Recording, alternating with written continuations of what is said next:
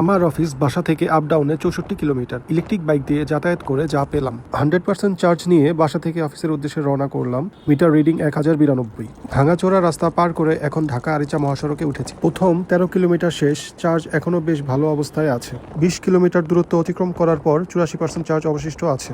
Gabtali bridge অতিক্রম করছি। 29 kilometre দূরত্ব অতিক্রম করেছি, চার্জ অবশিষ্ট আছে 77%।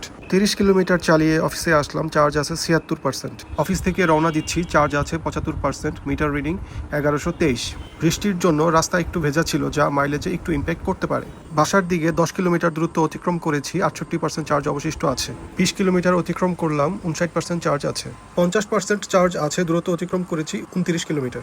মাইলেজের ক্ষেত্রে বড় ফ্যাক্টর হচ্ছে রাইডারের ওজন এবং রাস্তার কন্ডিশন। মাইলেজ টেস্টের জন্য আমি ভালো খারাপ উভয় রাস্তায় শুকনো ও বৃষ্টির মধ্যে চালিয়েছি। অবশেষে 34 কিলোমিটার দূরত্ব অতিক্রম করে এলাকায় এসে পৌঁছেছি, চার্জ অবশিষ্ট আছে 44%। অফিসে যাওয়ার সময় 30 কিলোমিটার আর আসার সময় 34 কিলোমিটার, মোট 64 কিলোমিটার চালিয়েছি, চার্জ অবশিষ্ট আছে 44%। 56% চার্জে 64 কিলোমিটার চললে ঐকিক হিসাবে মাইলেজ আসে 110 থেকে 115 কিলোমিটার।